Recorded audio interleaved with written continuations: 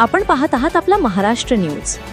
संपूर्ण राज्यभरात पावसाचा हाहाकार पाहायला मिळतोय। यामुळे मोठ्या प्रमाणात पिके, शेती आणि घरांचेही मोठे नुकसान झाले आहे। काही ठिकाणी पशुहानी, मनुष्यहानी देखील झाली आहे। त्यामुळे अतिवृष्टीग्रस्तांच्या मदतीसाठी शासनाकडून मदतीचे आवाहन करण्यात आले होते। या आवाहनाला प्रतिसाद देत अतिवृष्टीग्रस्तांच्या मदतीसाठी बुलढाणाच्या शेगाव येथील श्री संत गजानन महाराज संस्थानच्या वतीने मुख्यमंत्री सहायता निधीत 1,11,00,000 रुपयांचा निधी धनादेशाद्वारे सुपूर्द करण्यात आला आहे। पूरग्रस्तांना भरीव मदत देऊन श्री संत गजानन महाराज संस्थेने सामाजिक बांधिलकी जोपासली आहे। बघत रहा आपला महाराष्ट्र न्यूज। वैभव मुंदे, शेगाव।